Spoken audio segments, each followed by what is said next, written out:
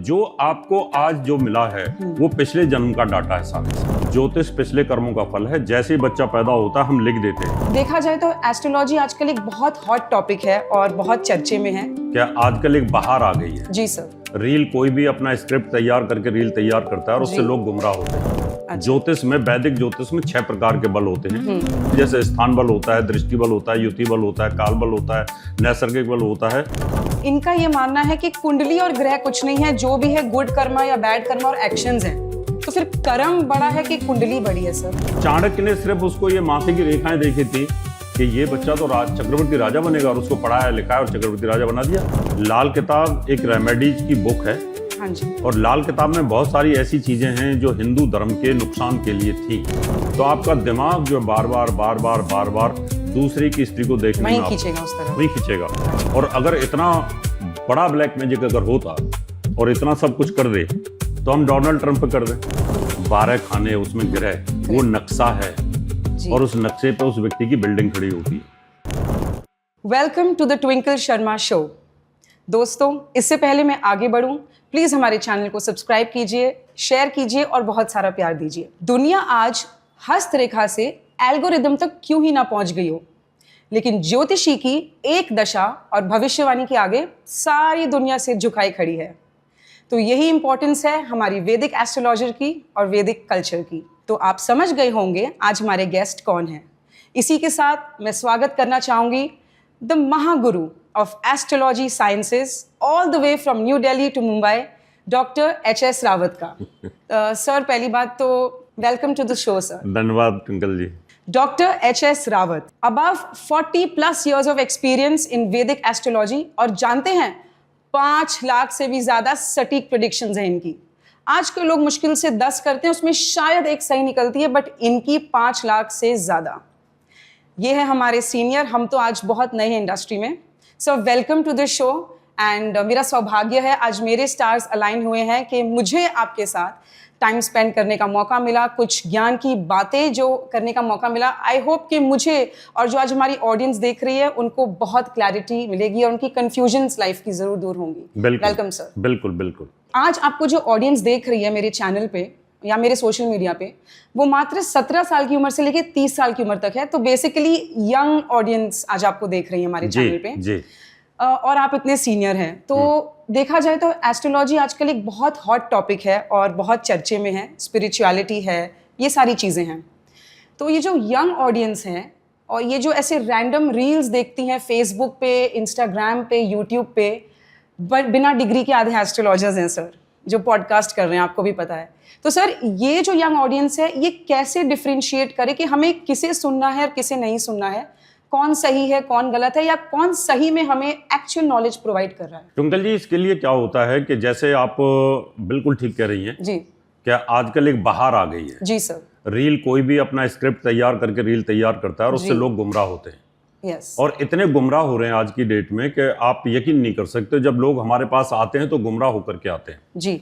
उसका best option है कि जैसे आप एक अच्छे टीचर को ढूंढ लेते हो कहीं से, जी, एक अच्छे कलाकार को ढूंढ लेते हैं। फिल्म इंडस्ट्री के अंदर कैसे पता चलता है कि ये कलाकार बहुत अच्छा है? सर, वो इंट्यूशंस और वाइब्स बता देती है मेरे हिसाब हाँ, से। Yes sir. आपका वे ऑफ टॉकिंग और कॉन्फिडेंस बताएगा। जी बिल्कुल। मैं और आप अब ये पॉडकास्ट कर रहे हैं, जी, हम दोनों की बातों के कॉन्फिडेंस को कहीं ना कहीं जो व्यूअर है, जो हमारा दर्शक है, वो देख लेगा कि इनकी बातों में पावर है, इनकी बातों में दम है। जो हम बोल रहे हैं वो सटीकता के आधार पर और वैज्ञानिक आधार पर बोलेंगे। यस। जिस किसी भी रील का बेस आध्यात्मिक प्लस साइंटिफिक हो, वो कहीं आपको लगता है अपीलिंग करता है। जी बिल्कुल। आपके ब्रेन के साथ अपील करता है, आपके मन के साथ अपील करता है, आपके हार्ट के साथ अपील करता है। तो वो ट्रू है कि जैसे आप एक अच्छा टीचर ढूंढते हो, अच्छा दुकानदार ढूंढते हो कि उस दुकानदार के पास माल जो मिलेगा वो बिल्कुल परफेक्ट मिलेगा और सही रेट पे भी मिलेगा। ऐसे धीरे धीरे आप सिलेक्शन करते हैं और उस सिलेक्शन से आपको पता चल जाता है कि ये जो एस्ट्रोलॉजर है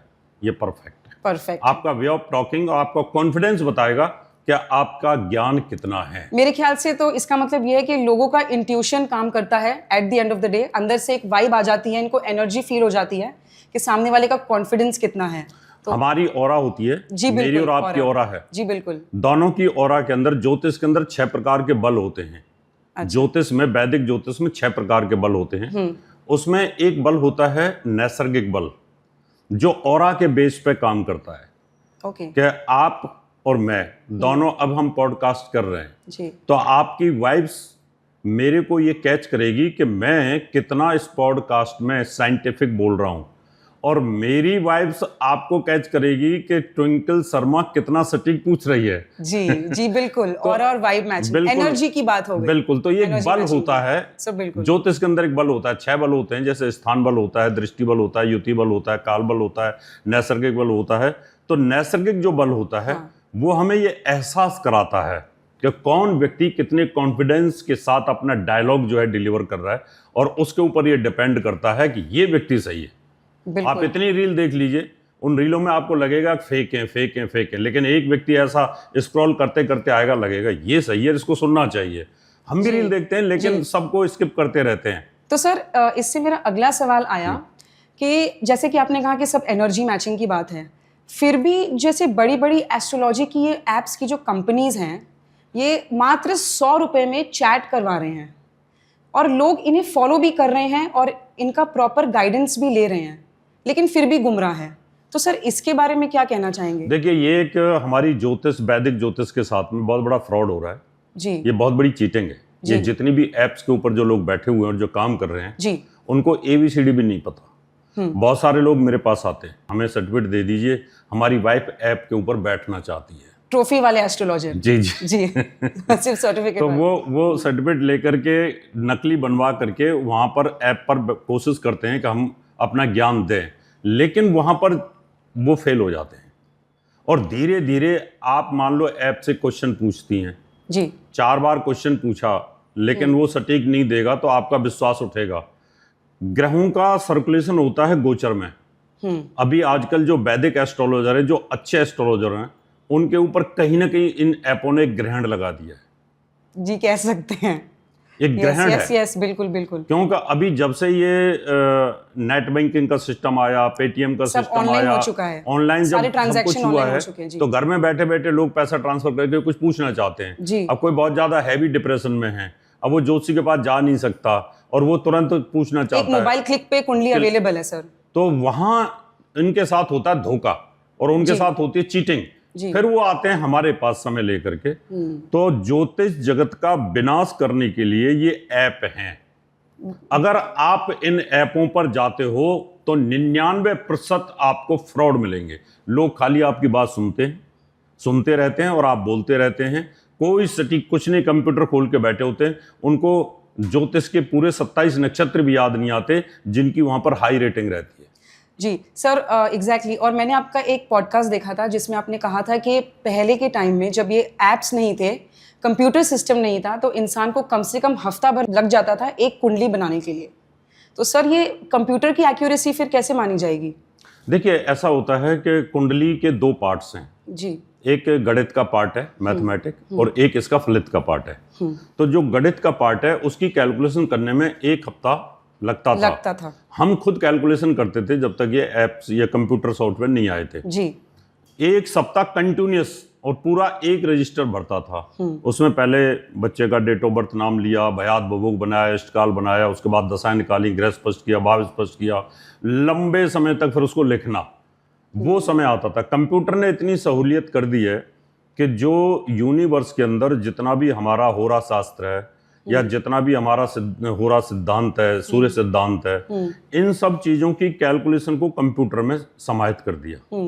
तो वो 1000 साल के बाद की भी कुंडली आप बनाओगे तो ग्रह हमारे पास आ गया जी। और उस समय हमारे पास कैलकुलेशन करना पड़ता था। तो कंप्यूटर से भी कुंडली तो 1 मिनट में बन जाती है। जी, बन जाती है। अब फलादेश के लिए दिमाग चाहिए जी, और फलादेश ऐप वालों के पास होता नहीं है, नहीं होता है, और उसकी नॉलेज भी उन्होंने प्रोवाइड नहीं की हुई है। जी नहीं, तो कंप्यूटर में जो लिखा है, कंप्यूटर में जो किताबें बुक भर दी हैं जी, बुक फलिदीप का डाल दी, दूसरी डाल दी, सारावली डाल दी हैं, उनके आधार पर प्रेडिक्शन दे देते हैं। वो ज्यादा 40-50% सही हो जाती है, या तो होगा या नहीं होगा।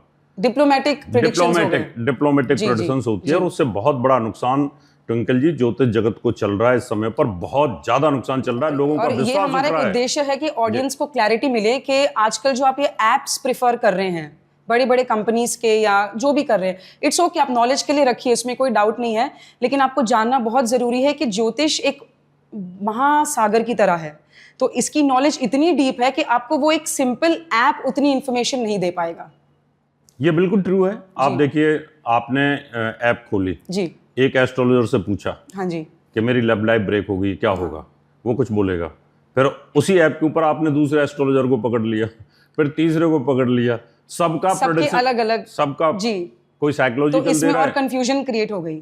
जब वो दुखी हो जाएगा फिर वो हम लोगों के पास आएगा, आप लोगों के पास आएगा, तो क्यों ना पहले ही चले जाएं पहले चले जाइए। प्रॉपर सिस्टम के साथ। फिर आकर के हमसे पूछता है तो हम पूरी प्रोडिक्शन उसकी बताते हैं। तो ऐप वाले कोई भी एक्यूरेट प्रोडिक्शन नहीं बता सकते, क्योंकि उनके पास उतना अनुभव नहीं है।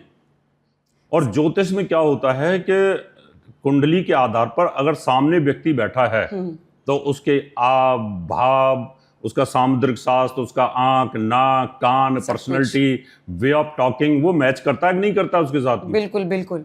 अब आपने डेट ऑफ बर्थ किसी और की डाल दी और पूछा तो वो तो बताएगा कुछ भी। हाँ, वो जनरल चीज बता सकते हैं जी। अभी मान लो आपने राखी की डेट ऑफ बर्थ डाल दी जी, और पूछा अपने बारे में, हाँ, तो वो तो बोलना शुरू कर देगा कि आप ऐसी हैं, आप ऐसी हैं, आप ऐसी हैं। फिर आप हंसेंगी कि देखो ज्योतिषी कैसे पागल है। कैसे पागल है, सच है ना? में। हाँ, तो जब आदमी सामने बैठा है हमारे सामने, तो हम देख सकते हैं कि कुंडली इनकी है या नहीं है। ये इनके साथ मैच करता है करती है कि नहीं नहीं करती, नहीं सही करती बात है। इनका माथा है, आंखें हैं, इनके नक्षत्र हैं, इनका आईब्रो है, इनका नाक है, इनके हाथ हैं, उंगलियां हर हैं। चीज काउंट होती है, बिल्कुल काउंट नाखून होती से है। लेके पैर 27 के बाल तक सब कुछ। 27 नक्षत्र जी। हैं। अब 27 नक्षत्र में हमारी पूरी बॉडी 27 तरीके से बनी हुई है। जी, एक एक पार्ट हमारा नक्षत्रों के साथ जुड़ा हुआ है यस, कि कौन से हमारा जो हेड है वो कौन से नक्षत्र पर है, माथा कौन से पर है, आईब्रो कौन से पर है, आंखें कौन से पर है, नाक कौन से पर है, होठ्स कौन से पर है। तो सारा का सारा वो मैच कर जाएगा। बिल्कुल बिल्कुल। इसीलिए सामने एक फिजिकल कंसल्टेशन होना सबसे इम्पोर्टेंट है। एक्यूरेट। अगर कुंडली में होगा। कहीं डाउट भी है थोड़ा बहुत, जी, आपको लगता है कुंडली 2-4 मिनट आगे पीछे हो रही है, यस सर, काफी लोगों को टाइमिंग के डिफरेंस का भी बहुत दिक्कत आती है। उन्हें एग्जैक्ट डिफरेंस नहीं पता नहीं होता, एग्जैक्ट टाइमिंग आती है। तो सर वो आप कैसे फिर कुंडली बना सकते हैं? अभी कल ही मेरे पास में एक अपॉइंटमेंट ऐसी आई कि उसके टाइम में 2 घंटे का वेरिएशन था जी। अब 2 घंटे में 1 घंटे पहले प्रोडक्शन डालता हूँ उनकी, तो उनकी पर्सनैलिटी और स्वभाव और वे ऑफ टॉकिंग अलग चेंज हो जाता है। 2 घंटे बाद डालता हूँ तो उनके साथ वो मैच नहीं करता। मैंने उनसे 1 घंटे पहले पूछा कि भाई ये 1 घंटे पहले मैं तुम्हारा जन्म समय निकालता हूँ तो तुम मुझे ये बताइए, और वो एक मिनिस्टर था। मैं कहा तुम्हारे यहाँ पर चेस्ट के ऊपर कोई तिल का निशान है? और 1 घंटे बाद 1.5 घंटे बाद अगर डालता हूँ तो निशान नहीं होना चाहिए। उन्होंने कहा हाँ तिल का निशान है। मैच कर गया। मैच कर गया जी। अब वो मैच इसलिए कर गया कि अगर शनि आपके चौथे भाव में बैठा है शनि चौथे भाव में बैठा है, 4th हाउस में, या आपके उस नक्षत्र पर बैठा हुआ है शनि, है ना, तो फिर आपके कहीं ना कहीं हाथ पर, नाक पर, कान पर, गर्दन पर ये तिल के निशान आएंगे। अच्छा। क्योंकि शनि काला है और वो तिल का निशान छोड़ता है। तो एक विज्ञान है ये भी। तो सामुद्रिक शास्त्र प्लस ज्योतिष, साइंस के साइंटिफिक रीजन है, साइंटिफिक रीजन होता है। जी जी। तो उन्होंने मान लिया हाँ बिल्कुल मेरी डेट ऑफ बर्थ ही है। तो ऐसे जो कई लोगों की डेट ऑफ बर्थ आगे पीछे होती है, कईयों की सुबह शाम होती है, इतना फर्क होता है, तो उसके स्वभाव से फिर हम निकालते हैं, टैली कर लेते हैं और वो टाइम करेक्शन हो जाता है। तो देखिए दोस्तों, ये छोटी छोटी डिटेल्स हैं। अगर आपको टाइमिंग का कुछ डाउट है अपनी कुंडली को लेके कि आप कब पैदा हुए हैं, इतनी डिटेल आपको एक ह्यूमन फॉर्म में ही एस्ट्रोलॉजी आपको बता सकती है। एप्स आपको बिल्कुल नहीं बता पाएंगे। तो आप डेफिनेटली फिजिकल कंसल्टेशंस जरूर प्रेफर करें। सर, इससे आई अब मेरी नेक्स्ट बात। आपने लव लाइफ का कुछ अभी मेंशन करा था।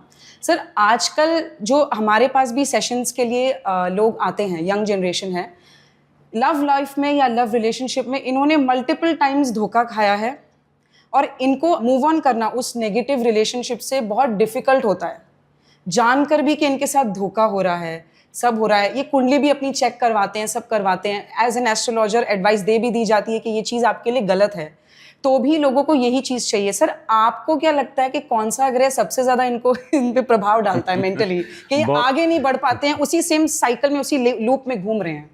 बहुत अच्छा प्रश्न है और बड़ा डीप प्रश्न है ट्विंकल जी आपका। हमारी ज्योतिष के हिसाब से जो लव है ना जी, वो 12 प्रकार का होता है। अभी लोगों को पता नहीं कि 12 प्रकार का मुझे भी नहीं पता। लव तो लव ही है। लोग तो बोलेंगे लव तो लव ही है गुरुजी, 12 प्रकार का कैसे हो गया?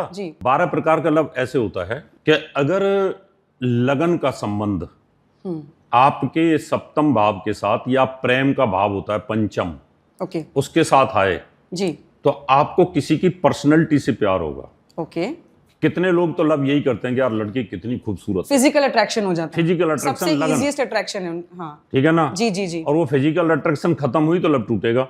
बिल्कुल। और वो फिजिकल अट्रैक्शन उस लड़की से किसी दूसरी लड़की में अच्छी हुई तो फिर तो उसको छोड़ के उधर भागेगा, तो एक नहीं तो दूसरा स्टेबल कभी नहीं होगा, नहीं होगा। एक पहला। दूसरा, धन के साथ संबंध होता है इस लव का। फाइनेंसेस, लड़की देखती है गाड़ी तो बड़ी लंबी गाड़ी है इसके पास, मर्सिडीज है, BMW है, ऑडी में घूम रहा है ये कहीं ना कहीं, मोटा बैंक बैलेंस है। मोटा बैंक बैलेंस है तो उससे लव होगा। हाँ, और जैसे ही उसको पता चलेगा ये तो सब किराए की हैं और ये सब उठ सकती है कभी भी, बैंक उठा लेगी इनको, तो वो लव टूट जाएगा जी। इसका मतलब उनका जो लव था वो धन के साथ था, टेम्पररी था। जी। कईयों का थर्ड हाउस के साथ लव होता है। थर्ड हाउस होता है पावर का, जी जैसे दाऊद इब्राहिम के साथ, शकील के साथ, अब कितनी फिल्मी हीरोइन के लव थे ना इनके साथ जी में, जी बिल्कुल। और वो खत्म हुए तो डॉन पर्सनैलिटी हो गए, डॉन पर्सनैलिटी के साथ होता है।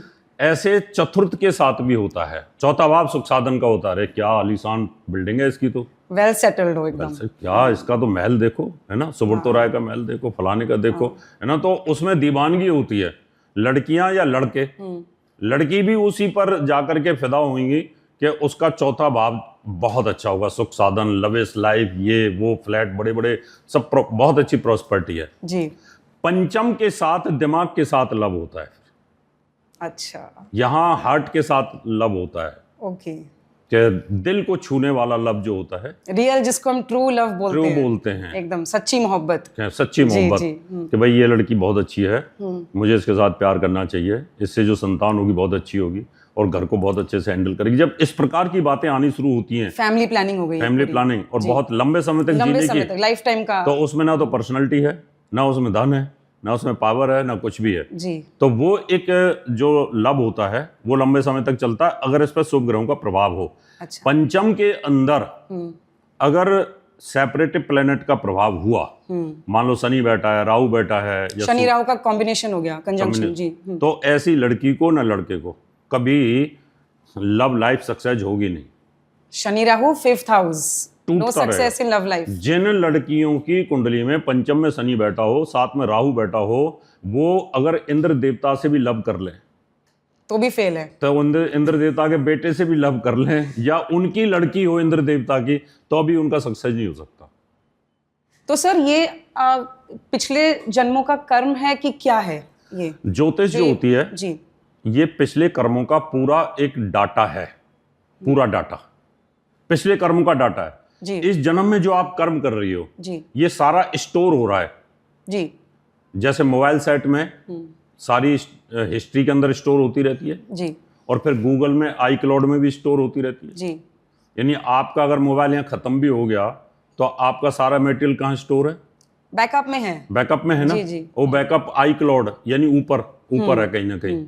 तो हमारा बैकअप भी आई क्लाउड में होता है पूरा की पूरा, रजिस्ट्री में लिख दिया, पूरा हिसाब लिख दिया, भगवान ने लिख दिया। ये मैं और आप जो आज पॉडकास्ट कर रहे हैं ये सब लिखा जा रहा है, ये यूनिवर्सल डिसाइडेड है जी, ये जी, लिखा जा रहा है। बिल्कुल। तो जब कभी हम अगला जन्म लेंगे तो फिर ये ओपन खुल के आएगा। हाँ, कि टुनकल और डॉक्टर रावत ने एक खुलती पॉडकास्ट किया था, उस पर ज्ञान की बातें हुई थी। तो जो आपको आज जो मिला है वो पिछले जन्म का डाटा है सारे सारे। बिल्कुल सर, बिल्कुल। तो 9 महीने आप गर्भ में रहती हैं और पिछला डाटा उसमें रिकवर होता रहता है, और जैसे ही गर्भ से बाहर आते हैं डाटा रिकवर होकर के पूरी आपका जो फोटोज है गूगल फोटोज वो पूरा फिट हो जाता है और उसी हिसाब से जीवन चलता है आपका। तो कहने का मतलब ये है, ऐसे कह सकते हैं कि कोई इंसान का जन्म हुआ इस दुनिया में तो टोटली जो पिछले जन्म के इनके कर्म थे उसी पे बेस्ड इनके सारे ये लाइफ के प्लैनेटरी प्लेसमेंट्स हैं 100%। और उसके आधार पर जैसे अब आप हैं, आपने जन्म लिया, आप चाहती तो दूसरे काम भी कर सकती थी, लेकिन ज्ञान के काम में क्यों आई? सर मैं पहले मॉडलिंग में भी थी, हूँ भी, इन्फ्लुएंसर भी हूँ इंस्टाग्राम पे, टचवुड अच्छे फॉलोअर्स भी हैं, बट सडनली ज्ञान में शिफ्ट आ गया है क्योंकि मेरी महादशा कुछ ऐसी चल रही है। इसका मतलब ये रहा कि पिछले जन्म के संस्कार आपके जागृत हो रहे हैं। क्या हो रहे हैं? कि ज्ञान वाले संस्कार जागृत हो रहे हैं। आपका जो चित्त है, पिछला इनकम्प्लीट टास्क रह गया था, वो अब पूरा कर रहे हैं। अब वो आपका वापस जागृत हो रहा है। जी बिल्कुल। इसका मतलब आपको कहीं बहुत अच्छे रास्ते खुलने की तैयारी हो रही है। तो पिछला डाटा हमारा ओपन होता है। जी सर। और अगर आपको ये पता चल गया कि मैं पूजनीय हो सकती हूँ, दुनिया मुझे देवी के रूप में पूज सकती है और मैं बहुत बड़ी इस दुनिया में नाम हो सकता है, तो आप अपने कर्म को समझ के, कुंडली को कर्म समझ के अच्छा कर्म कर सकती है। जी बिल्कुल। और अगर आपने अपने इस पर्सनैलिटी को, अपने इस धन को, इस दौलत को आपने विलासता में निकाल दिया, तो वो भी संचित हो जाएगा। जी बिल्कुल। फिर वो अगले जन्म में मल्टीपल। सर मैं तो इसी में बिलीव करती हूँ, गुड कर्मा में, कि जितना हम करते हैं उतना कर्मा मल्टीप्लाई होता है। इसलिए ज्योतिष जो होती है, ज्योतिष पिछले कर्मों का फल है। जैसे ही बच्चा पैदा होता है हम लिख देते हैं जी बिल्कुल, ये बच्चा IAS IPS बनेगा, मिनिस्टर बनेगा, डकैत बनेगा, बदमाश बनेगा, क्रिकेटर बनेगा, फलाना बनेगा, या इसकी लाइफ में ये होगा, 1 शादी, 2 शादी, 3 शादी, क्या होगा, कितना पैसे वाला होगा। पैदा होते ही बच्चे के बारे में सब कुछ हम लिखते हैं और वो सारा ट्रू हो रहा होता है पूरी लाइफ। सारे इवेंट्स ऐसे अनफोल्ड होते हैं सारे। इसका मतलब हम पिछले जन्म का सारा डेटा उसका लेकर के वो लिख रहे होते हैं। ये वैदिक ज्योतिष। तो ये कुंडली की मतलब पूरी एक ब्लूप्रिंट है, एक मैप है हमारे लिए इस लाइफ के लिए, कि हमें कैसे नेविगेट करनी अपनी जर्नी पूरी, कैसे जाना। GPS है हमारा ये लाइफ का। जैसे एक आर्किटेक्ट बिल्डिंग का नक्शा बनाता है जी, मल्टी स्टोरी बिल्डिंग का नक्शा बनाता है, उस नक्शे के ऊपर बिल्डिंग खड़ी होती है। ऐसे ही जो ज्योतिष है ना, जो उसकी जो कुंडली है, 12 खाने उसमें ग्रह, वो नक्शा है और उस नक्शे पे उस व्यक्ति की बिल्डिंग खड़ी होती है। और जिसको ये नॉलेज प्राप्त हो गई, जिसको ये चीज समझ में आ गई, तो उससे लाइफ में प्रॉब्लम्स इतनी नहीं आएंगी। नहीं आएंगी। हम तो एक आर्किटेक्ट हैं। जी जी, हम ज्योतिष के एक आर्किटेक्ट हैं, उस नक्शे को जानते हैं। हाँ जी। और उसमें बता देते हैं कि इस कुंडली में इतना प्रेशर है, इतनी बिल्डिंग्स हैं, इतना पैसा है, इतना धन है, ऐसा होगा, ऐसा होगा। तो सारा पहले से लिखा हुआ है, पहले से लिखा हुआ सब कुछ। सर लेकिन एक और छोटी सी इसमें डाउट है मुझे। जैसे मैंने कहा आपको शुरू में कि यंग ऑडियंस, जेन जी आपको देखने वाले हमारे चैनल पे, इनका ये मानना है कि कुंडली और ग्रह कुछ नहीं है, जो भी है गुड कर्मा या बैड कर्मा और एक्शंस हैं। तो फिर कर्म बड़ा है कि कुंडली बड़ी है सर? देखिए क्या होता है, अब मैं ये कहूँ कि गाड़ी बड़ी है या ड्राइवर बड़ा है, अब ये जो यंग जनरेशन है इसको बताने में बड़ी मुश्किल हो जाएगी इनको। जी सर, इसीलिए आपको आज इनवाइट किया है हमने, कंफ्यूजन क्लियर करने को। गाड़ी बड़ी है या ड्राइवर बड़ा है जी। गाड़ी की वैल्यू तभी है जब ड्राइवर उसमें होगा, तभी चलेगी। बिल्कुल। या उसमें ऐसे सॉफ्टवेयर हों वो अपने आप चल ले, ठीक है ना। हाँ जी। तो होता क्या है कि जब हम पैदा होते हैं उस समय पर 9 महीने हमारा जो डेवलपमेंट होता है गर्भ के अंदर, वो भी ग्रहों की वजह से ही हो रहा होता है सारा का सारा। इसका मतलब भाग्य है और उस भाग्य के ऊपर कर्म चलता है। बिल्कुल। अगर ऐसा ना होता, भाग्य ना होता, तो जितना मर्जी कर्म कर लो, जितना मर्जी कर्म कर लो, वो भाग्य साथ नहीं देता। अमिताभ बच्चन के डायलॉगों में बड़ी जान होती थी, और जब उनके कर्म तो बहुत करते थे, कहते थे कर्म प्रधान, है ना, भाग्य को नहीं मानते थे ज्यादा जी। और बाद में जब ग्रहों की गति उल्टी हुई तो 40 करोड़ का कर्जा हो गया उनके ऊपर, सब लाइफ चेंज हो गई। और फिर उन्होंने भाग्य मानना शुरू किया जी, है ना। अब तो अनिल अंबानी भी भाग्य को मानते हैं, सुब्रतो राय भी भाग्य को मानते हैं। हाँ सर, बड़े जितने भी टॉप लेवल के बिजनेसमैन है, चाहे वो अंबानीज हो या बिरला कोई भी हो, उनकी एक टीम ऑफ एस्ट्रोलॉजर्स है सर पूरी। मुसलमान नहीं मानता ज्योतिष को जी सर, लेकिन जब वो फंसता है तब भी बोलता है लक, आई थिंक भाग्य है, भाग्य लिखा हुआ है, कुछ है। ईसाई नहीं मानते। तो इसका मतलब ये है कि चलो हिंदू कल्चर में तो हम कुंडली मानते हैं, एस्ट्रोलॉजी मानते हैं, तो हमारे जो मुस्लिम भाई बहन है, क्रिश्चियन भाई बहन है, सिख है, जो भी है, सब सोल तो एक ही है सर। तो बिल्कुल कुंडली सबकी है, मतलब सबकी है, सब लिखा के लाए ऊपर से, सब लिखा के लाए और सबके साथ वही होता है। एक मुसलमान के बारे में हम जब प्रोडक्शन करते हैं तो उसके साथ भी वही होता है। कल भी मेरे पास एक बहुत बड़ा अरबपति मुसलमान कल आए थे, उनका नाम डिस्क्लोज नहीं करूंगा, और वो जब मैं बंबई आता हूँ तभी आते हैं वो, और मेरे से पूछते हैं, वो बहुत बड़े कारोबारी हैं सिपों के जी, और उनको बहुत बड़ा घाटा हो गया, और मैंने बोला था तुम्हें बहुत बड़ा घाटा हो गया, बर्बाद हुए, काफी नुकसान हुआ, दोबारा से स्टैंड कर गए वो। तो उनके ऊपर भी इम्प्लीमेंट होती है, उनकी जो लड़कियां हैं, बच्चे हैं, उन पर भी इम्प्लीमेंट होती है, सब पे जी। नहीं तो हमें कैसे पता चलेगा। एक मुसलमान की लड़की है, उसके 2 बच्चे थे, मैंने कहा भाई ये जो तुम्हारी बिटिया है, ये इसके तो स्टार बड़े जबरदस्त है, ये तो मैं क्या फॉलो करती होगी हिंदुइज्म को। बोला हाँ जी, ये तो बहुत मानती है और अमेरिका में है। वो बोलती है गुरुजी से पूछो जा करके। अब बताइए, धर्म का कोई मतलब नहीं है इससे, ज्योतिष से जी। ये मुसलमानों पर भी इम्प्लीमेंट होती है, ये ईसाइयों पर भी इम्प्लीमेंट होती है, ये बौद्धों पे भी इम्प्लीमेंट होती है, क्योंकि काफी लोग कहते हैं कि हमारा कुंडली से कोई लेना देना नहीं, हम सिर्फ भगवान में मानते हैं। जब ये फंसते हैं, जब दिक्कत आती है जी, इतने पाकिस्तान के लोग मेरे से कुंडली पूछते हैं। क्या बात है। बहुत पाकिस्तान के हफ्ते में 1 2 4 लोग पूछते ही हैं जी, क्योंकि वहां भी उनको लब में प्रॉब्लम्स होती है और वो सोचते हैं क्या मेरा लग है, मेरा सर लब वही सच बात में हो नहीं गई, होता। सोल एक है तो सबको ये कर्मों के पैटर्न से गुजरना ही है। गुजरना ही है जी, इसलिए भाग्य और कर्म दोनों हमारे पैर हैं, जी, दोनों हाथ हैं। जी, और ऊपर वाले पे फेथ रखना सबसे इम्पोर्टेंट। वो फेथ रखना जरूरी होता है। अगर आपको ये पता चल जाए कि आप केंद्रीय मंत्री बनेंगी, आपकी कुंडली में ऐसा लिखा है, तो फिर आपका कर्म एक्टिवेट हो जाएगा। हाँ जी, आपका कर्म ऑटोमेटिक एक्टिवेट हो जाएगा। एक्टिवेट हो जी, जाएगा। जी, आपके अंदर जो जागृत है राजयोग, वो जागृत हो जाएगा। मैं बोलूं ट्विंकल जी आप ऐसा करो, आपके मिनिस्टर बनने के योग है, मुख्यमंत्री बनने के योग है, आप राजनीति में चलिए, आपकी कुंडली में ये राजयोग बन रहा है, आपके दिमाग में चित्त के अंदर जो बैठा हुआ राजयोग वो एक्टिवेट हो जाएगा। क्या मैं बन सकती हूँ, क्या मैं बन सकती हूँ? आप 10 बार देखोगे मैं बन सकती हूँ, और फिर आपको उसी प्रकार के रास्ते आ जाते हैं और अचानक टिकट मिलती है, चुनाव लड़ती है और आप बन जाती हैं। सर ये यूनिवर्स की अलाइनमेंट है, एनर्जी हो गई, मैनिफेस्टेशन हो गई, जो लोग बात करते हैं कि आपने मेरे अंदर पॉजिटिव एनर्जी को एक पुश दे दिया, मैंने वो सोचना शुरू कर दिया और ये सारे इवेंट्स अनफोल्ड होने लगे। आपके पास वो एनर्जी थी जी, उसका ताला खोलने की आपको समझ नहीं थी, नहीं थी। एक गुरु ने आकर के उस ताले को खोल दिया, उसको जागृत कर दिया। जी, देखिए एनर्जी राजयोग की तो चंद्रगुप्त मौर्य में थी। चंद्रगुप्त मौर्य में उसके माथे पे था कि वो चक्रवर्ती राजा बनेगा, है ना। चाणक्य ने सिर्फ उसको ये माथे की रेखाएं देखी थी कि ये बच्चा तो चक्रवर्ती राजा बनेगा, और उसको पढ़ाया लिखाया और चक्रवर्ती राजा बना दिया। तो आदमी को एक्टिवेट करने के लिए, उसके भाग्य को एक्टिवेट करने के लिए एक अच्छे गुरु की आवश्यकता होती है। बिल्कुल जरूरत है सर, बिल्कुल। तो ये इंपॉर्टेंस है गुरु की कि आपको एक सही गुरु मिल जाए, सही इंसान मिल जाए, तो लाइफ में वो डायरेक्शन आपको मिल जाएगा जो आप सोच ही नहीं सकते हो।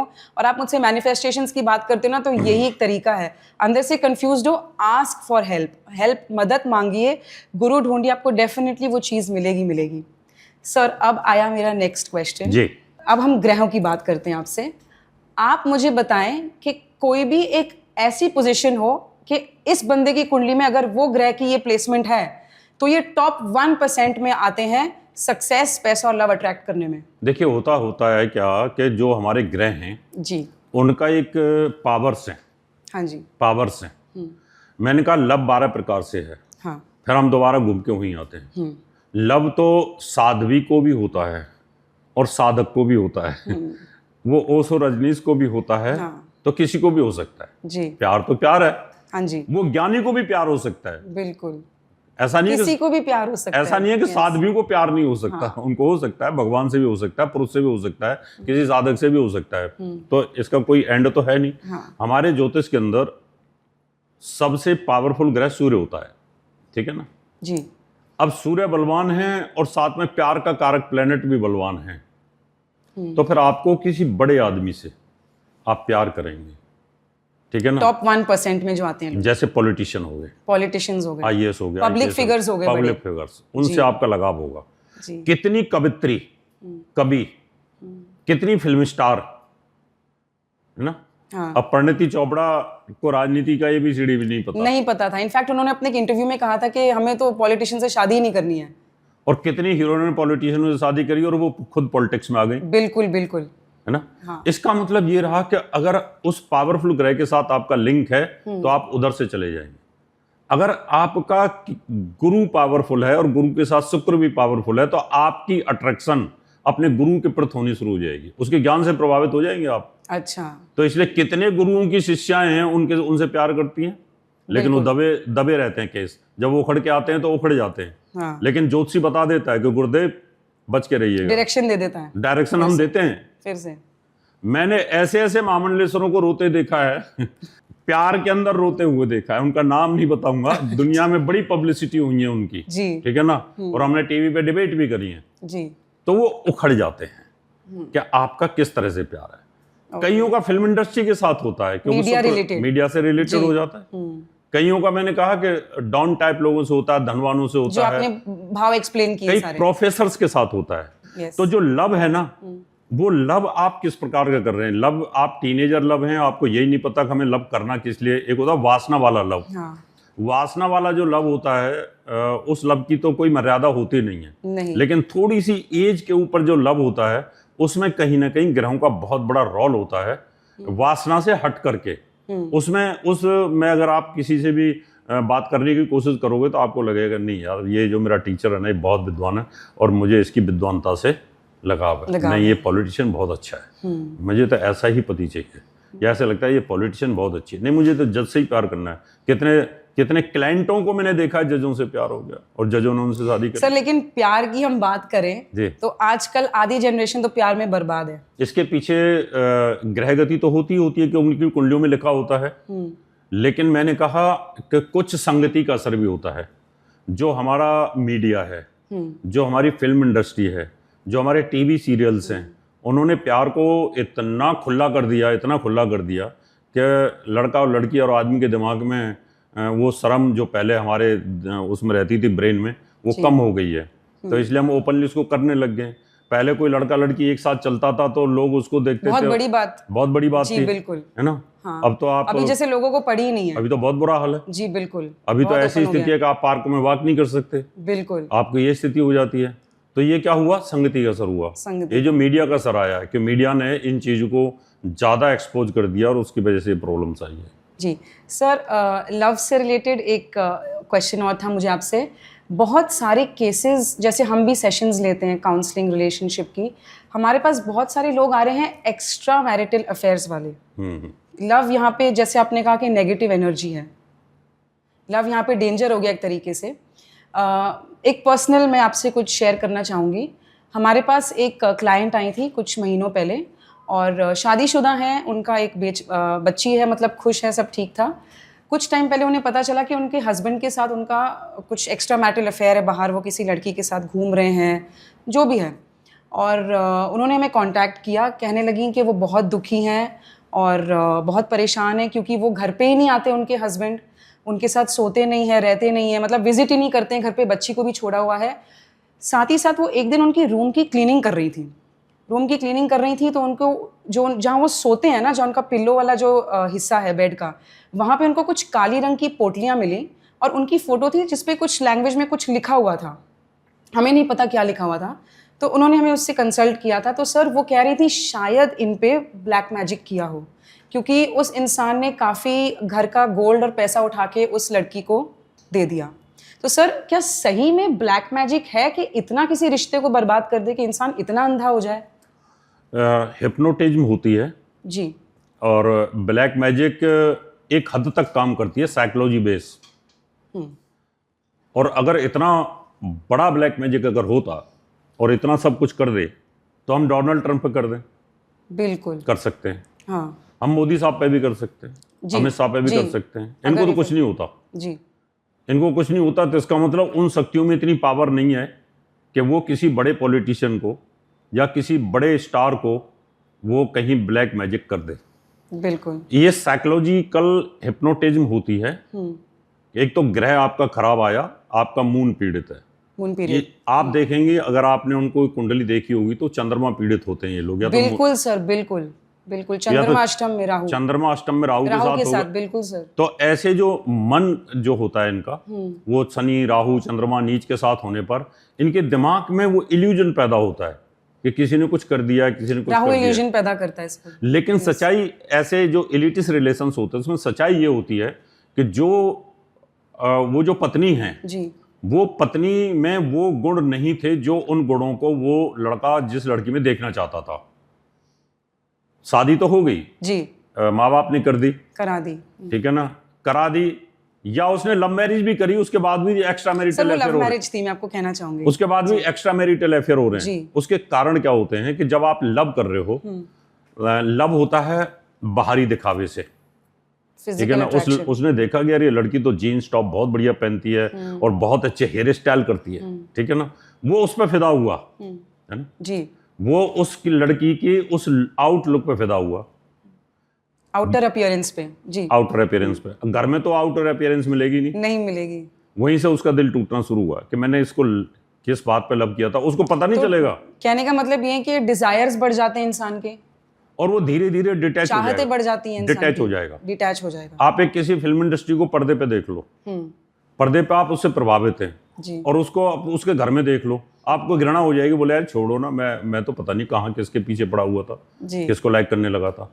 इसका मतलब जो आपने आउटर अपीयरेंस देखी, वो उस लड़की में घर में नहीं मिली, तो वहां से डिटैच होकर के फिर दोबारा से वो उन्हीं चीजों को देखने के लिए लालयत होना शुरू हो जाता है और एक्स्ट्रा मैरिटल अफेयर हो जाते हैं। जी बिल्कुल। आप बहुत ज़्यादा पैसा खर्च करने वाली हैं, लगा के पैसे खर्च करती है लड़की, और घर में जाकर के एक अठन्नी भी खर्च नहीं करते आप, तो आपको फिर वहाँ से डिटैचमेंट हो जाएगी। तो लव जो फर्स्ट जो अट्रैक्शन में होता है, फर्स्ट इंप्रेशन पे जो लव होता है, वो कहीं ना कहीं finance, personality, way of talking, fashion, उन सब चीज़ों से, या ड्राइविंग, अब कोई लड़की बहुत अच्छी ड्राइविंग कर रही है, बड़ी पसंद आई, कोई ना कोई पॉइंट है, मतलब कोई फर्स्ट point, में अट्रैक्शन का, फर्स्ट अट्रैक्शन का, और शादी के बाद वो पॉइंट खत्म हो जाता है, और फिर वो दोबारा उन चीज़ों को देखना शुरू करता है, तो दोबारा फिर उसकी अट्रैक्शन होनी शुरू हो जाती है। तो ये बहुत बारीकी से ज्योतिषी लोग इनको समझते हैं। हम इन चीज़ों को समझते हैं कि इस व्यक्ति के अंदर एक्स्ट्रा मैरिटल अफेयर करने की वजह क्या है। ज्योतिषीय आधार पर देखें तो सप्तम भाव का स्वामी 11वें भाव में अगर बैठा है, सप्तमेश, जी जी, सप्तमेश मीन्स आपका सप्तम भाव आपके सेक्स ऑर्गन्स का हो गया जी, और सेक्स ऑर्गन्स का और ब्रेन का संबंध होता है, और वो किसी एक्स्ट्रा स्त्री की तरफ बैठा हुआ कहीं, तो आपका दिमाग जो है बार बार दूसरी की स्त्री को देखने में खींचेगा, उस तरफ वही खींचेगा। अच्छा। और अगर नहीं बैठा है, अपनी ही जगह पे बैठा हुआ है, फिर आपके दिमाग में दूसरी की स्त्री को देखने में भी शर्म आएगी, आप लजा जाएंगे। बिल्कुल। तो सर ऐसे इंसान को, अगर ऐसी प्लेसमेंट्स है, जैसे आपने कहा सप्तमेश का कनेक्शन है, ऐसे इंसान को कंट्रोल या सुधारा जा सकता है? बिल्कुल सुधारा जा सकता है। सर क्या तरीके, अगर आप उसका तरीका है, हम सुधारते हैं रोज जी। लोग आते हैं हमारे पास में एक्स्ट्रा मैरिटल रेमेडीज, बिल्कुल रेमेडीज देते और काउंसलिंग देते हैं। इसमें इसमें काउंसलिंग होती है। सर रेमेडीज काम करती हैं, ये बड़ा डिबेटेबल टॉपिक है। हाँ बिल्कुल, आप इसमें पूछिएगा, मैं बताऊंगा सारा, लेकिन पहले मैं इस टॉपिक को बता देता हूँ कि कैसे उसको दूर करते हैं हम। हमें थोड़ा बहुत कुंडली का सहारा लेना होता है। हमने बोला तेरी कुंडली में एक्स्ट्रा मैरिटल अफेयर का योग है, और तेरे अष्टम भाव के अंदर मंगल, शनि और शुक्र बैठे हुए हैं, शनि गुरु राहु बैठे हुए हैं, कोई भी बैठा है जो कॉम्बिनेशन जिसका है जी। तो मैंने कहा अगर तू एक्स्ट्रा मैरिटल अफेयर करता है तो तेरे को HIV होगा, तेरे को एड्स होगी, और तेरी जिंदगी इतनी बुरी तरीके से मरेगी कि तेरे को कोई तेरे के रूम में नहीं जा पाएगा। अगर तूने किसी पर स्त्री को छुआ भी, तो अब उसके दिमाग में ये बात सेव हो गई कि मैंने किसी स्त्री को छुआ तो मेरा नुकसान हो जाएगा, और बहुत भारी नुकसान हो जाएगा, बहुत भारी नुकसान हो जाएगा। और वो फिर धीरे धीरे हट जाता है, वो सोचता ही नहीं, हमने उसको ब्लॉक कर दिया।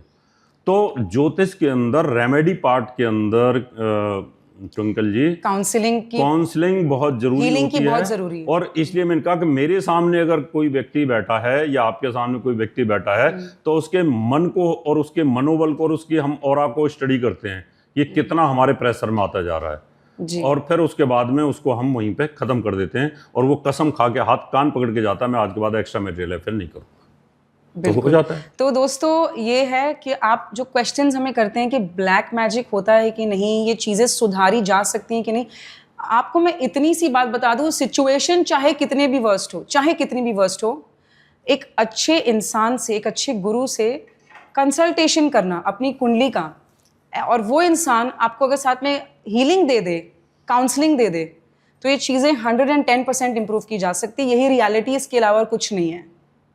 Thank you sir, thank you so much. और अभी हम रैपिड फायर राउंड शुरू करना चाहेंगे, कॉफी विद कुंडली जी, जिसमें आपको बिना रुके जवाब देना है। ये आपकी पर्सनल चॉइसेस हो सकती हैं, और अगर आपने सारे जवाब फटाफट दे दिए तो वो हैम्पर पूरा आपका। तो सर शुरू करें? बिल्कुल। तो गाइज रैपिड फायर राउंड शुरू करने जा रहे हैं। असली गुरु कौन है, बृहस्पति या केतु? बृहस्पति। बृहस्पति। कौन है जो सबसे ज्यादा भ्रम पैदा करता है? बुध। बुध। सर राहु नहीं? बुध और राहु की युति। बुध और राहु की युति सबसे ज्यादा भ्रम पैदा करती है, गाइस नोट डाउन कर लेना। कौन है जो रातों रात अमीर बना देता है, कौन सा ग्रह है? बृहस्पति। सर लेकिन सबका मानना है कि राहु है, ये तो बड़े कंट्रोवर्सी वाले आंसर हो गए। राहु क्या है, कोई भौतिक पिंड नहीं है जी, भौतिक पिंड यानी फिजिकल पिंड नहीं है, यूनिवर्स में उसका कोई अस्तित्व नहीं है। हाँ। वो एक छाया ग्रह है, और छाया जो होती इल्यूजन है, इल्यूजन जो आपने कहा था जी जी। तो इसलिए आपकी वैल्यू है, आपकी छाया की वैल्यू नहीं है। ओके। तो इसलिए जो राहु होता है अमीर बनाने वाला, वो है मरक्यूरी, बुध आपके हिसाब से? मेरे हिसाब से जो धन का कारक होता है ज्योतिष में, वो बृहस्पति होता है, वो पैसा देता है। तो गुरु को हम कंसिडर करेंगे यहाँ बिल्कुल, वो ज्योतिष में होता ही वही है। सर। लेकिन शॉर्टकट वाला अगर हो तो शॉर्टकट में मान लो बुध है, बहुत फास्ट देता है, वो उसकी दशा बहुत फास्ट होती है। जुपिटर अगर वो स्लो पावरफुल है अच्छा और अच्छे ग्रह की युति में है तो वो बहुत जबरदस्त पैसा देगा तुरंत। सर शादी में इतना डिले कौन खड़ा करता है, कौन सा ग्रह? शनि राहु दोनों। जी। तो सर ये था पहला सेगमेंट। अब हम दूसरा शुरू करते हैं, ये या वो। ठीक है, आपके हिसाब से शनि की साढ़े सती या राहु की महादशा इंसान के लिए कौन सी ज्यादा डरावनी है? शनि की साढ़े सती। सर रीजन ये है कि शनि जब चलता है चंद्रमा के ऊपर से चलता है और चंद्रमा मन से जाता है। चंद्रमा मन का कारक इमोशंस हैं, इमोशंस को वो डिस्टर्ब करता है और इमोशंस डिस्टर्ब होने से मेंटल हेल्थ जो है डिस्टर्ब हो जाती है और जब मेंटल हेल्थ डिस्टर्ब हो जाती है तो उसके बाद हमारे डिसीजन डिस्टर्ब हो जाते हैं। इसलिए शनि की साढ़े साती में सबसे ज्यादा नुकसान होता है। राहु तो कई बार बहुत ज्यादा अच्छा भी फल देता है। अच्छा, हाँ, राहु तो अच्छा फल देता है। सर मांगलिक दोष ये सच में बड़ी बात है कि हवा है? बहुत बड़ी बात है, बहुत बड़ी बात है। मंगलिक दोष 60 प्रकार के होते हैं और इन 60 प्रकार में कन्या लगन और मिथुन लगन का मंगलिक हो उसमें मृत्यु तुल्य कष्ट होता है। लड़का लड़की मतलब ये बहुत इंपॉर्टेंट पॉइंट है मांगलिक दोष कुंडली में। जी सर ये बड़ा अच्छा क्वेश्चन है, कुंभ राशि ज्यादा रहस्यमय है या वृश्चिक? वृश्चिक। सर कोई रीजन है इसके पीछे? उसके रीजन ये है कि जो वृश्चिक राशि होती है उसके रहस्य को जानना बड़ा मुश्किल होता है। जैसे तो स्कॉर्पियो थोड़ी हिडन एनर्जी वाली जी, इसलिए वृश्चिक राशि के उसको जान नहीं सकते। अगर मान लो आपकी वृश्चिक राशि है और मैंने आपको कुछ बोल दिया उल्टा सीधा, बेइज्जती कर दी, आप चुपचाप सुन लेंगे, लेकिन जिस दिन आपके हाथ में पावर आ जाएगी उस दिन बोलेंगे डॉक्टर रावत को बुलाओ, सामने वाले की बैंड बज जाएगी, तब बैंड बजेगी। सर आप किसे ब्लॉक करना चाहेंगे, नीच का चंद्रमा या अस्त हुआ बृहस्पति? नीच जो ग्रह होता है वो ज्यादा खतरनाक होता है। अस्त में तो ये होता है ना कि जैसे मान लो आंखें नहीं है किसी की तो स्लो वर्क करेगा, लेकिन करेगा वो क्योंकि उसकी बाकी इंद्री काम कर रही है। लेकिन नीच आदमी तो जानबूझ करके बुरा करता है। तो नीच का चंद्रमा आपका आंसर है जी। सर अभी हम थर्ड सेगमेंट करते हैं। बड़े अच्छे आंसर सर आप दे रहे हैं, मैंने एक्सपेक्ट नहीं किया था जी।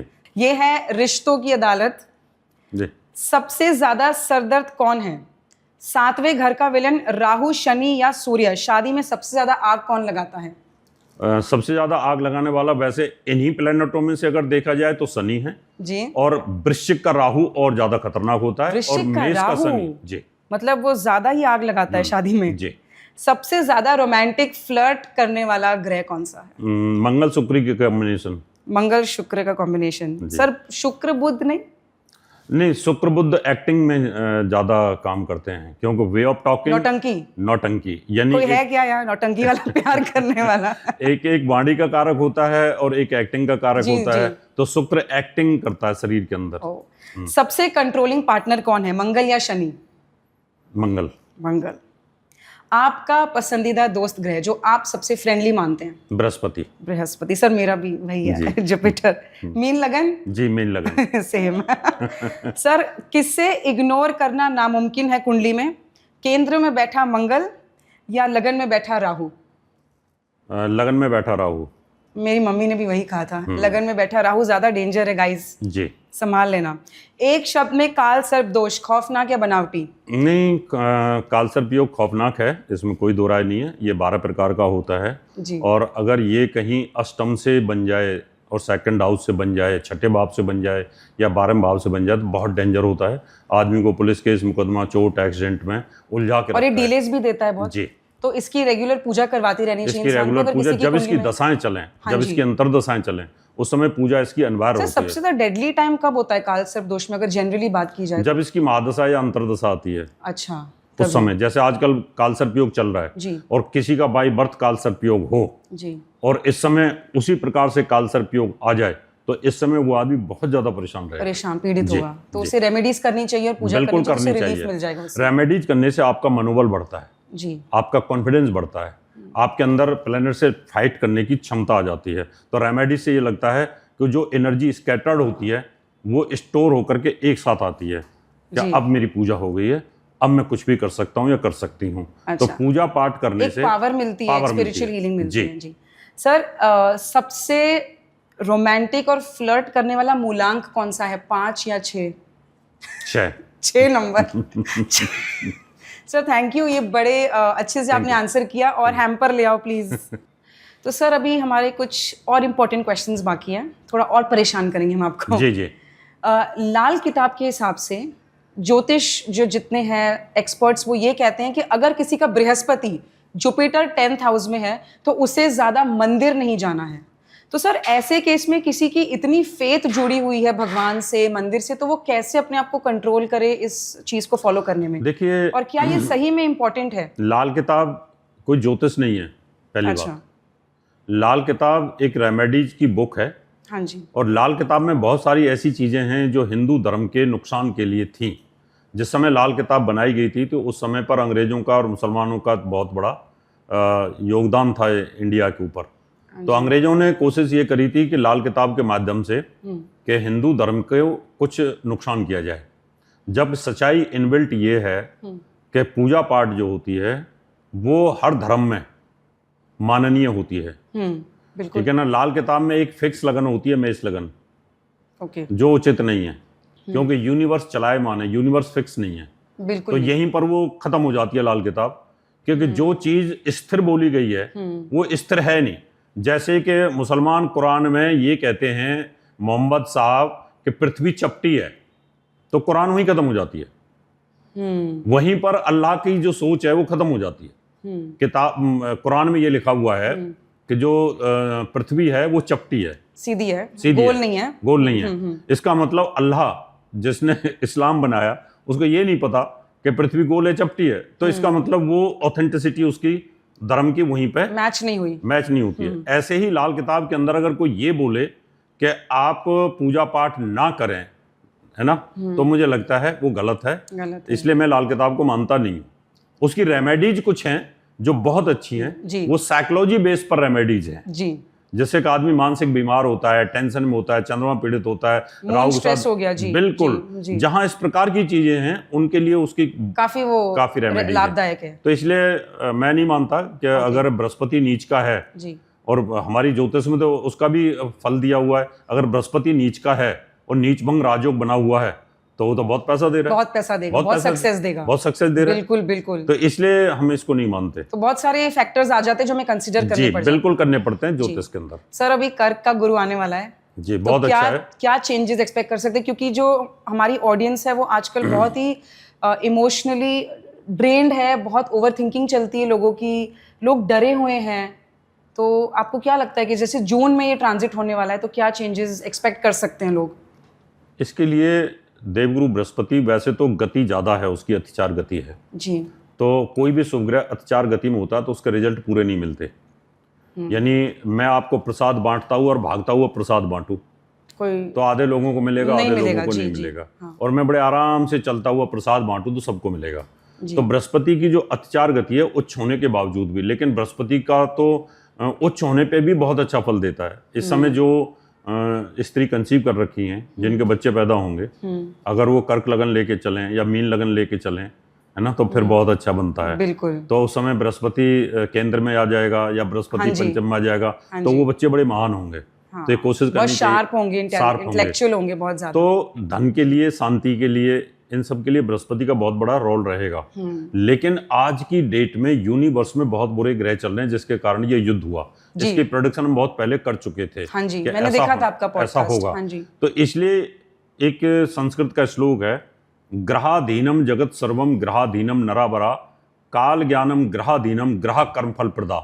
यानी ये पूरा चराचर जगत, हम और आप, ये पूरा संसार 84 लाख योनियां ग्रहों के अधीन है। ऊपर से ग्रह चेंज होता है तो हम चेंज हो जाते हैं, हमारा ब्रेन चेंज हो जाता है, हमारा स्वभाव चेंज हो जाता है। तो बृहस्पति चेंज होगा तो लोगों में सात्विकता आएगी, लोगों में धन की प्रोग्रेस होगी, लोगों के लिए अच्छा होगा। और जो परेशान हैं इस समय उनको कुछ रिलीफ मिलेगा जून से, मतलब पॉजिटिव पीरियड लोग एक्सपेक्ट कर सकते हैं। 2 जून को ये ट्रांजिट होने वाला है जी। सर अभी क्योंकि इलेक्शंस हैं, बंगाल के जो इलेक्शंस है, सत्ता में क्या परिवर्तन हो सकता है सर, क्या लगता है आपको? देखिए, सत्ता परिवर्तन के योग तो कुछ जगह पर हैं, लेकिन बंगाल के इलेक्शन की मैं बात करूं तो कोई भी जो इलेक्शन होता है वो पार्टी बेस पे नहीं होता। पार्टी के सिंबल्स होते हैं, लेकिन वहां के जो नेता होते हैं बड़े, उनकी कुंडलियों पर डिपेंड करता है। ममता की कुंडली कितनी पावरफुल है और मोदी जी की कुंडली कितनी पावरफुल है, अमित शाह की कुंडली कितनी पावरफुल है, इसके ऊपर डिपेंड करता है। तो ममता की कुंडली और मोदी की कुंडली को अगर हम कंपैरिजन करते हैं तो ममता की कुंडली मोदी जी से ज्यादा पावरफुल बैठती है।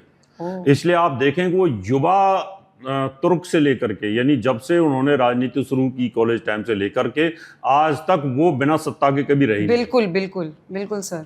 तो इस वजह से उनकी कुंडली बड़ी पावरफुल है। तो उनको मोदी जी को हटा पाना इतना आसान काम नहीं होगा। हाँ, इतना आसान काम नहीं है क्योंकि बिल्कुल। उनकी कुंडली बहुत पावरफुल है। कुंडली मोदी जी की भी पावरफुल है, एकदम बराबरी की टक्कर है ये टाइम जी, बराबर की टक्कर है। लेकिन मोदी जी का जो ट्रांजिट चल रहा है वो थोड़ा सा भी डिस्टर्बिंग है। तो इस वजह से अभी वो भी शायद टेम्पररी होगा। टेम्परेरी है जी। तो इसलिए मुझे लगता है कि अभी ममता को हिला पाना इतना आसान काम नहीं आसान काम नहीं। जी, okay, thank you sir. Okay. Vastu के भी आप इतने बड़े स्पेशलिस्ट हैं, मुझे आपसे पूछना था, जैसे नॉर्थ में बाथरूम है, यूजुअली डेंजर माना गया है, बीमारियां हो जाती हैं, it is not good, negative energy है। सर मेरा एक दोस्त है, इधर ही मुंबई में रहता है, 1 BHK का घर है उस बेचारे का, एक ही बाथरूम है जो नॉर्थ में है, और अब वो नया घर खरीद नहीं सकता। सर अब ऐसे में वो क्या करे? देखिए, नॉर्थ डायरेक्शन जो है वो बुध की डायरेक्शन है, मरकरी, ठीक है ना? हाँ जी। और नॉर्थ वेस्ट चंद्रमा की डायरेक्शन है। दोनों मन और बुद्धि के कारक हैं। हाँ जी। वायब कोण जो है वो चंद्रमा का है, हाँ, वो मन का कारक है, माइंड का हो गया। हाँ जी। अगर आपने नॉर्थ वेस्ट में बाथरूम बना दिया तो आपका मन डिस्टर्ब हो जाएगा, और मन डिस्टर्ब होने से आपके आंख, नाक, कान, पांचों इंद्रिय डिस्टर्ब हो जाएंगी। अगर आपने नॉर्थ में बना दिया तो वो बुद्धि का है, वो बुद्ध की दिशा है, जहां से तो बुद्धि भ्रष्ट। बुद्धि भ्रष्ट, इसका मतलब वो वहां पर नुकसान करेगा। बिल्कुल। तो हमारे जितने भी 8 डायरेक्शंस हैं, और ऊपर और नीचे 10 दिशाओं के अंदर अगर देखा जाए तो जिस डायरेक्शन को आप खराब करोगे उस डायरेक्शन से रिलेटेड आपके बॉडी के अंदर जो ग्रह रिप्रेजेंट कर रहा है उस पार्ट्स को, वो पार्ट्स आपका खराब हो जाएगा, प्रॉब्लम आ जाएगी। बिल्कुल होएगी। नॉर्थ ईस्ट है, जैसे नॉर्थ ईस्ट बृहस्पति का है, जी, ठीक है ना, लीवर का कारक है, लिवर, हाँ जी, दिमाग का कारक है, ज्ञान का कारक है, पूजा पाठ का कारक है ना, और डेवलपमेंट का कारक है। सारी चीजें रुक जाएंगी। नॉर्थ ईस्ट में टॉयलेट लाते ही आपके बच्चों की आंखें, मोटे मोटे चश्मे लग जाएंगे, लीवर खराब होना, डाइजेशन सिस्टम, डेवलपमेंट सब बेकार हो जाएगा। तो सर इसकी रेमेडीज फिर क्या हो सकती हैं अगर किसी के पास कोई ऑप्शन नहीं है, बाथरूम उसी डायरेक्शन में है तो? बहुत सारे लोग जो फेंग शुई वाले हैं, हाँ जी, वो रेमेडी बताते हैं, मैं बिलीव नहीं करता उनके ऊपर। जो नेचर है, उस नेचर से जो एनर्जी मिलेगी आपको, वो किसी आर्टिफिशियल चीज से नहीं मिलेगी। इसका उत्तर आप मुझे देंगी। मैं आपसे पूछता हूं जी, पृथ्वी हमेशा वेस्ट से ईस्ट को मूव करती है, ये यूनिवर्सल ट्रुथ है। यूनिवर्सल ट्रूथ है।